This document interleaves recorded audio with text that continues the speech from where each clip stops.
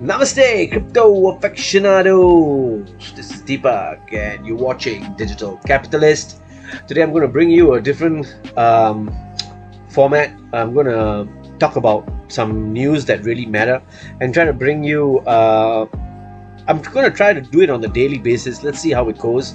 And right now the market is down and all that. I think we should also focus on the news that matter. So I'll be trying to do that every day or every other day. Just want to say that I'm not a financial advisor, and please do your due diligence. I'm going to just bring you a few articles that matter, and so keep you updated with what's happening around the crypto space, right? So the first thing that I'm going to talk about today is Vitalik Buterin, okay? And so Vitalik Buterin says he was at a Hong Kong conference, and he was speaking about Ethereum, including why Ethereum 2.0 is taking too long. So, Ethereum is the second largest cryptocurrency by market value, and it has increased more than 1,000% over the year, right? And it has this, and decentralized finance, it's increased up to like more than 60 billion. So it's really huge, and it has exploded, and the high transaction fees also has exploded, and the scalability issues that have plagued the blockchain as it struggles to keep up with the demand. So according to Vitalik, he was saying that one of the biggest problems I found with the project is not a technical problem, it's a problem related to people, okay? And so we can understand from what he's saying, it's not easy to launch that 2.0, Ethereum 2.0. And he also is saying that Ethereum is now in a better economic position, and it took us 5 years to get to where we are now. We have a lot of internal team conflicts in these 5 years. If you are building a team, it is important to know who you're working with. So it's not easy for them, From what he's saying in these two statements, I think Ethereum 2.0 will take some time to roll out. Don't pin your hopes on Ethereum to be rolled out so fast. And Ethereum, of course, is not only built by Vitalik. It includes Cardano's Charles Hoskinson's, Polkadot's Gavin Wood, and Consensus Joseph Lubin. He was also saying that at the beginning, I thought we might do a blockchain in 3 months, but we found out that it takes 18 months to finish. We thought it would take a year to do proof of stake, but it actually takes 6 years. So guys, don't keep your hopes high on this, okay? And he also says that if you're doing a complex thing that you think it will take a while, it's actually very likely to take a lot more time. Okay, it's something that a lot of people will tell you, but if you haven't done a project yourself, you might not believe it, but it's real. Okay, we actually call it Ethereum 2.0 a bit less because we want to emphasize that this isn't throwing out the existing Ethereum platform and making a totally new one. It's much more kind of an incremental set of changes. Okay, so this upgrade involves Ethereum's transition, as you know, from a proof of work POW to a consensus mechanism to secure the blockchain like Bitcoin. But instead of proof of work, they are moving on to proof of stake, and this will reduce the energy consumption. And it's a good thing, of course, proof of stake ultimately, right? And but the thing is that the two of them, when he's talking about sharding and rollups, will independently increase the scalability by a factor of about 50 to 100. Okay, and Vitalik also says that the two of them stack on top of each other. So once you have rollups and sharding, Ethereum and things on top of Ethereum will actually be able to have a kind of scalability that large scale enterprise applications are expecting, So this is good news. Apparently, these sharding and that rollups will actually help to increase Ethereum by a factor of 50 to 100. So that's good news. And I think that Buterin having to come out and say all this is good, right? And he's also bullish on DeFi. And he says that not only you can send money around, you basically cancel out the volatility. with cryptocurrency. So he's talking about stable coins, right? And if you hold on to it for some amount of time, you're guaranteed to get about the same value and actual purchasing power that you put in. So yeah, so I just want to say something about the stable coin thing. One of the mistakes that I did when investing was I didn't sell it to stables. I sold it for another alts, and when alts went down, it really took my portfolio really down. So when you invest, when you take your profits, consider putting it into stable coins, a good percentage of it, because it maintains the value of your portfolio, right? And continuing on with this, and Buterin also says that he expects the DeFi space to continue to evolve with synthetic assets and sees the potential to create much more efficient financial system such as fractional real estate investing. Now I'm going to talk about another article, and I'll link the two articles together. Okay, so yeah, so he also says the functionality and programmability that crypto and DeFi provides could eventually provide the tools to do a lot much more interesting things, right? Okay, so now we move on to the next topic, the next article that I wanted to share with you. We're talking about the next article. It's on SEC, and it takes a blow, in action against Ripple. So it's really it's really fascinating because SEC so far hasn't lost a case. I remember with against Veritasium, I think they took away most of the capital that Veritasium had, and poor Reggie Middleton, the founder of Veritasium, he was screwed, really wrecked, in that a lot of capital was taken away, and also EOS was fined quite a huge amount, and but for this case it's a bit funny. The SEC took a blow against Ripple, so the court actually favors XRP, so XRP holders have actually scored a new victory, and a lot has passed since December 2020 when the Securities and Exchange Commission SEC filed its case against Ripple Labs, right? The lawsuit was actually very simple because SEC feels that since Ripple is a centralized coin and they can make their own coins at will, right? It can decide when to release their coins. It should be classified as a security, right? So this is the whole lawsuit about. This is what it's all about since last year. So I think they wanted to get access. The SEC wanted to get access to Ripple's legal memos, but it was not allowed. It was denied by the United States District Court for the Southern District of New York, represented by Judge Sarah Netburn. With this motion, the SEC would have ordered the payment company to produce communications in every format on legal advice, seek or receive on whether XRP sales were subject to federal security laws. Okay, if granted, the motion would have in conflict with Ripple's attorney-client privilege. The judge concluded that the company did not waive this right. However, the judge gave the SEC room to file its motion per document. If at some later date Ripple raises its good faith beliefs or relies upon its privileged communication in support of its fair notice defense, the plaintiff may renew its application to the court.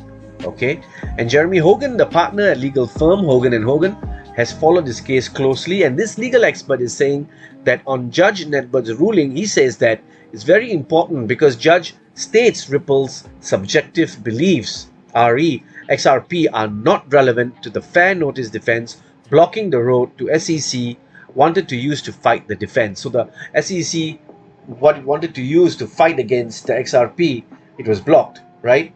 So on the other hand, lawyer John E. Deaton, one of the community leaders of an initiative for XRP investors to gain more relevance in the action, believes SEC always has little chance of winning this motion.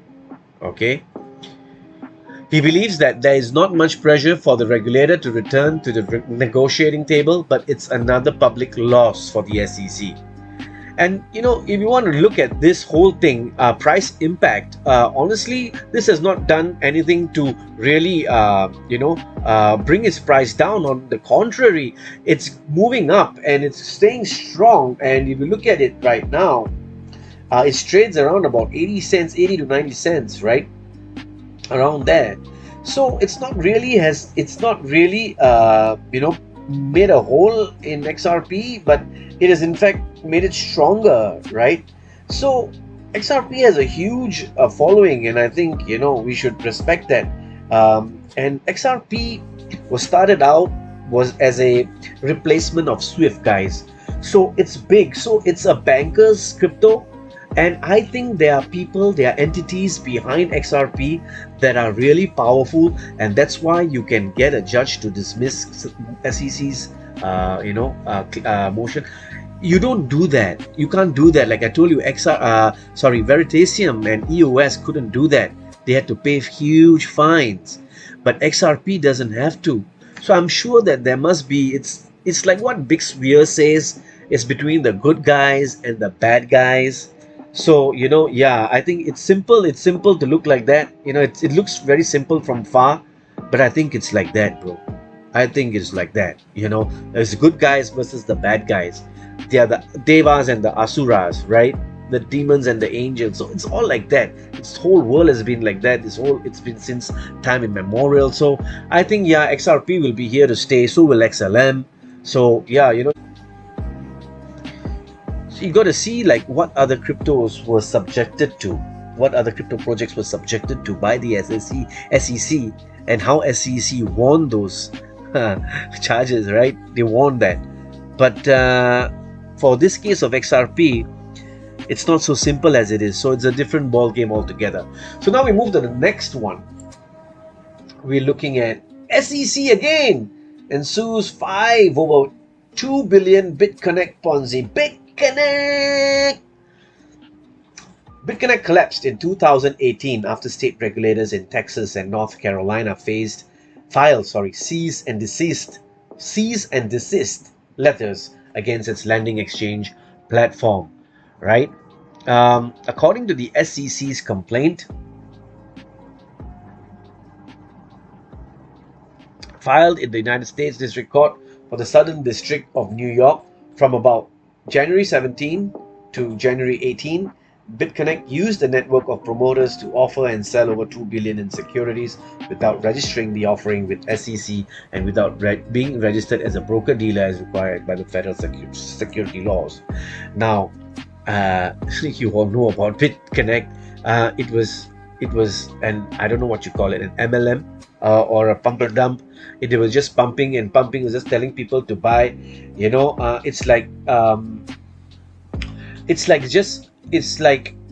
robbing Peter to pay Paul, right? You take from Peter and you pay Paul, and from Paul pays to Harry, and Harry pays to Sally, whatever, right? This is nothing. It was just vaporware to the max, right? And it was nothing. It was just empty, and people were just saying buy. It goes on until the whole deck of cards, the whole castle of cards just collapsed down. A lot of people were wrecked. A lot of people who had life savings they put their life savings into Bitconnect, and now they are charging these jokers. Bitconnect collapsed in 2018 after state regulators in Texas and North Carolina filed cease and desist letters against its lending and exchange platform. And SEC's complaint charges promoters includes US-based Trevon Brown, also known as Trevon James. Everyone, listen up. You didn't lose your money. Now, you have your... Technically, you kind of lost your money. Greg Grant, Ryan Mason, and Michael Noble. Michael Crypto with violating the registration provisions of federal security laws. The complaint also charges US-based Joshua Jepson with aiding and abetting Bitconnect's offer and sale of securities. The promoters touted the benefits of investing in Bitconnect's lending program to prospective investors, including the use of testimonial-style videos and publishing them on YouTube. The SEC said in his release, according to the complaint, the promoters received commissions based on their success in soliciting funds. So it's good that these guys are going in, a bunch of idiots, all of them. So yeah, it's good that they go. I pity those guys who invested in it. So that's why when you invest, you be very careful. You've got to see what you're investing in. Don't invest blindly, guys. This is the whole lesson. Finally, they are bringing these guys to justice. It's a very good thing. So now, what's the next one? Yeah, I was telling you about how this article links with the other one, the Vitalik one, and tokenization to transform financial system. DBS Bank CEO says DBS is a Singaporean bank, guys, and you're saying that the power of tokenization can fundamentally transform the fabric of financial system. Read this very carefully, okay? Singapore's DBS Bank CEO Piyush Gupta told the Consensus by CoinDesk 2021 conference taking place this week that he sees tokenized assets as a new asset class. He says in reality, every asset class is going to get tokenized, and that includes whether it's physical property or paintings or buildings and what have you. Okay, the notion of tokenized notion of tokenization extends well beyond currency as a medium of exchange. He also says tokenization is fundamentally a lot more powerful than pure digitization of an asset or money, as it allows for fractionalized ownership. So now what we saw over there, what we read with Vitalik saying that same thing, they are echoing the same thing together. What Vitalik was saying, that it's all about fractionalization, guys. Look at this. I will repeat that again. Buterin expects DeFi space to continue to evolve with synthetic assets as he sees the potential to create a much more efficient financial system, such as through fractional real estate investing. There is a link, DBS and Vitalik. I think, like I mentioned before, Singapore is building its CBDCs on Ethereum, and I think this is where the dots connect. So the last thing that we will talk about is this DBS Bank, Southeast Asia's largest lender by asset, launched the DBS digital exchange, which leverages blockchain technology to provide tokenization, trading and custody for digital assets. DBS is in the process of launching a fixed income token in the next couple of days, guys. And in April, DBS announced it was partnering with US investment bank JP Morgan and Temasek to form a technology company, Partior, to develop a blockchain-based platform for payments. So CBDCs are here already. They're building it already. And yeah, guys, so I think there's nothing else that I want to talk about. So I just hope you liked what I presented to you, and I hope you subscribe and like, and I'll be doing this on more often. I'll be looking through projects as well, and I will be giving a news roundup. I'm trying to do it on a daily or alternate daily basis, and let's see how it goes. Please support my channel, right? Love you all. Namaste. Please support me to grow my channel. Please like, share, and subscribe. Thank you.